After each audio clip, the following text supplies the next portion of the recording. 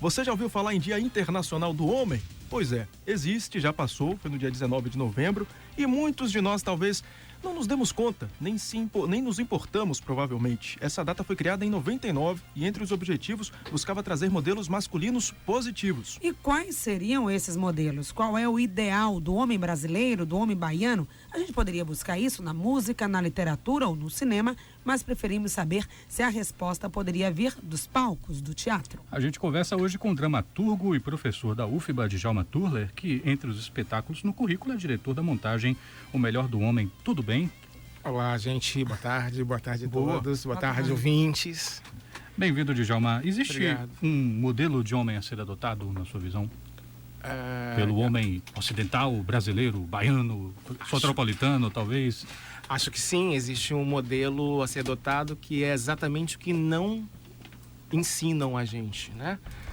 Eu acho que quando a gente pensa no modelo de homem, a gente está falando um pouco de buscar a reinvenção desse homem.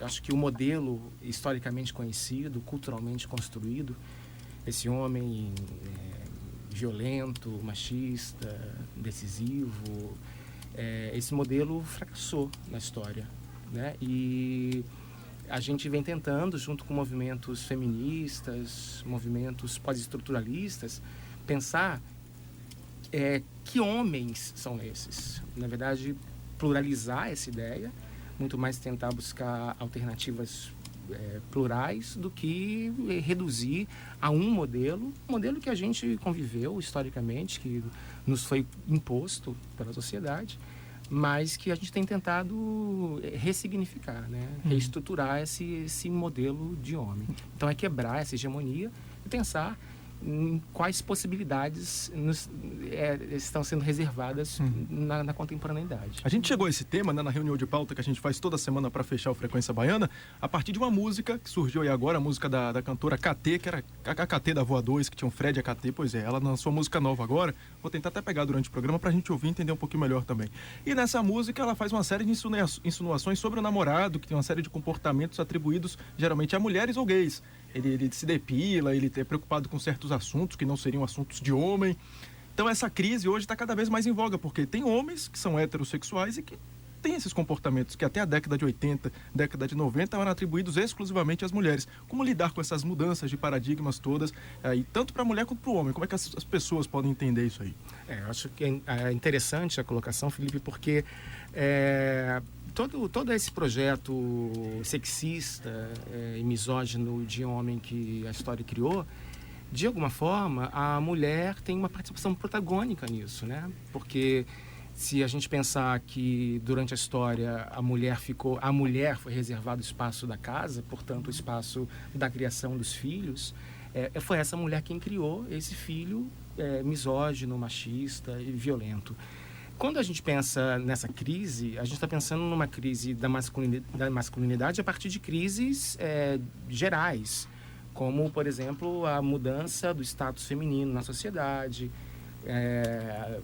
outros valores que a gente passou a atribuir. Então, de alguma forma, a gente começou a ter o que a gente vem chamando na teoria de masculinidades precárias, que são essas que não se adequam a esse modelo antigo e hegemônico. Então, por exemplo, que o homem passe a ser vaidoso, que o homem passe a ser mais sensível, que ele passe a ser menos violento, que ele passe a gostar de coisas que eram atribuídas antigamente ao gênero feminino. Porque isso é muito claro na sociedade, né? Assim, categorias binárias, aquilo que é próprio do homem e aquilo que é próprio da mulher. Isso é tão absurdo na nossa sociedade que profissões, inclusive, foram relegadas a gêneros, né? Profissões que eram de homens, profissões que eram de mulheres. Coisa boa, perdão, só acrescentando aí, por exemplo, como a cor da roupa. Até pouco tempo ninguém vestia, homem não vestia rosa.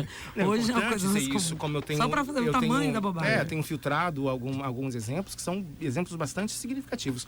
Fui fazer uma banca de doutorado outro dia em Campina Grande, na Paraíba, quando eu entrei no quarto de hotel... Terra de cabra macho, como dizem lá. Terra de cabra macho, uma terra muito machista. Pois é. Quando eu entrei no hotel, antes que eu pudesse colocar minha mala sobre a cama, veio o rapaz do hotel atrás de mim e disse: professor, esse quarto não é do senhor não, esse quarto é um quarto de mulher.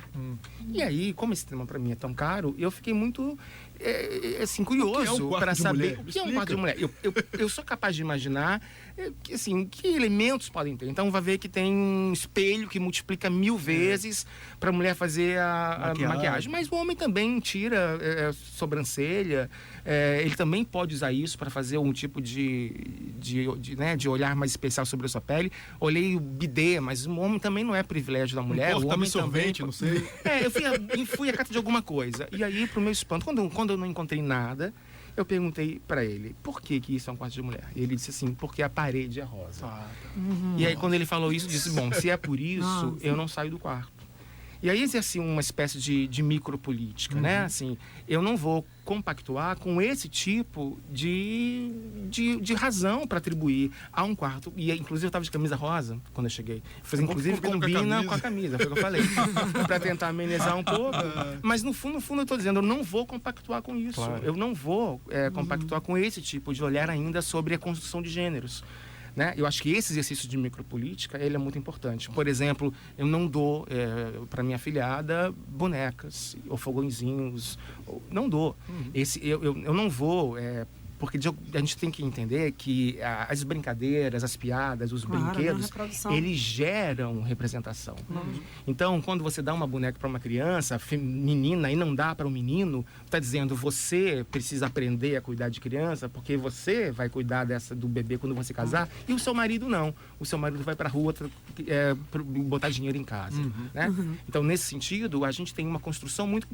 Qualquer modelo, portanto, que foge a esse rótulo, esse modelo de homem hegemônico, que são as masculinidades precárias, elas vão ser duvidadas. Então, se o cara se depila, ele vai ser colocado em dúvida. Se o cara é gentil, educado, vai ser colocado em dúvida. Fazendo exercício de imaginação, né? Você falou, por exemplo, de um modelo masculino que faliu.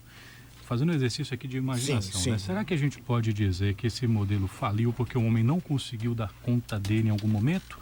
Ou será que a gente poderia, talvez, e aí o exercício de imaginação, pensar que ele nunca funcionou muito bem e que apenas o homem agora consegue admitir? Eu acho que algumas respostas, né, Renato, podem ser pensadas para essa sua hipótese. Primeiro que faliu porque é um empreendimento muito complexo. Né? Ser homem, da maneira como foi construída, é muito complexo, é muito difícil, né? Portanto, a gente vive uma utopia tentando dar respostas a esse modelo e a gente não consegue, né?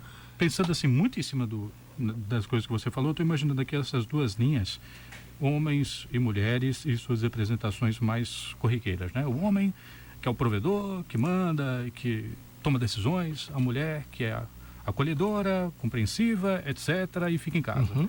E a impressão que me dá é que hoje em dia os dois modelos têm muita dificuldade de se manter. Assim, a mulher precisa muito do homem ajudando a cuidar de uma criança, assim como o homem não consegue pensar em tudo sozinho. E aqui eu estou falando só nos casais héteros. Porque se pensar em outros tipos de modelos também, e até de arranjos familiares, também deve ter situações parecidas assim na correlação de forças. Porque esse modelo de forças, esse modelo binário, ele ultrapassou a questão do prefixo, né? Ele é uma questão que quase todas as combinações aderiram. O que a gente tem chamado de heteronormatividade, né? Isso que é um modelo que avança da heterossexualidade para quaisquer outras combinações. Mas acho que também tem aliado a essa dificuldade de dar conta do que se exige de um heterossexual, avanços de outras ordens, né? Avanço no papel da mulher na sociedade, quebra de paradigmas, né? E esses paradigmas quebrados e modificados acabam fazendo surgir uma nova possibilidade de exercício da masculinidade. Bom, agora eu vejo também uma coisa em relação aos homens, um certo incômodo, por exemplo, de alguns pais, né? Que eles querem também estar mais presente na vida dos filhos. Por exemplo, alguns pais que se incomodam, por exemplo, exemplo, do filho preferir a mãe, o colo da mãe quando está doente. Claro que tem uma questão biológica, natural, mas também pelo fato da escola encaminhar o aviso, por exemplo, no nome da mãe. E eu vejo nesse homem que ele fica ausente, ele fica como espectador dessa situação, quer estar mais presente, mas não sabe como.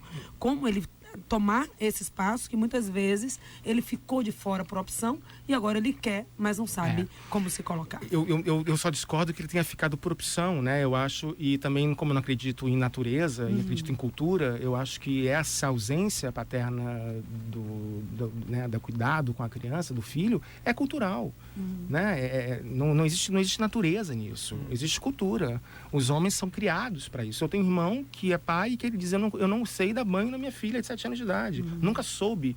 E ele fala assim, eu nunca fui ensinado a fazer isso.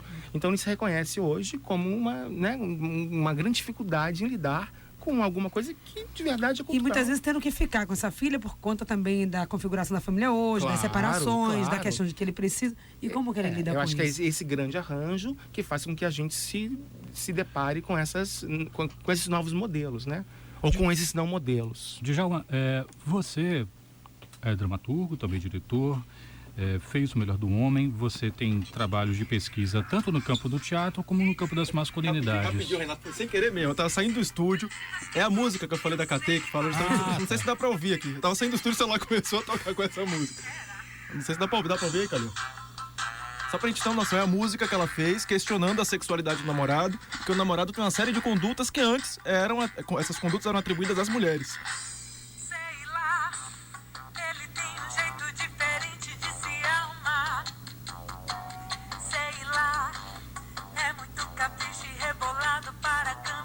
É a primeira vez que alguém liga pra Felipe no estúdio e não é uma coisa inadequada. Não é ligando não, tava procurando a música, tá. achei.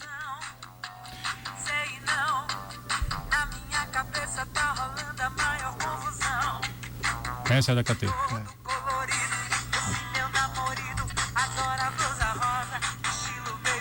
A questão da blusa rosa e tal, que ele rebola demais, ou seja, uma série de questões que essa namorada questiona no comportamento do namorado. Na verdade, a música é uma contribuição muito negativa, né, para o entendimento de possibilidades que esse exercício da masculinidade oferece hoje em dia. Então ela presta um grande desserviço a essa complexidade quando ela coloca que parece com aquele filme, né? Será que ele com Kevin Kline.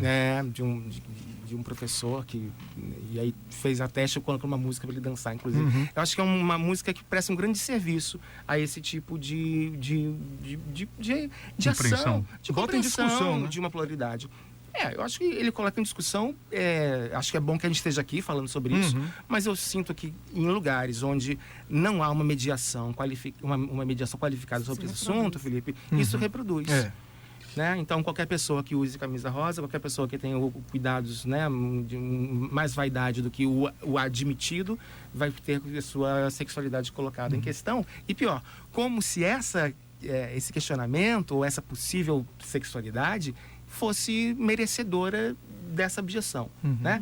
E é isso, assim, a gente pode até dizer, será que... Por que é que será que é uma desqualificação desse cara que está se colocando de uma nova maneira, né? Acho que tudo isso são arranjos que a gente vem tentando deslocar dessas verdades culturalmente colocadas, como eu tinha falado para a Patrícia há pouco, né? Que são construções. A gente aprendeu assim e muitas vezes repete dessa maneira.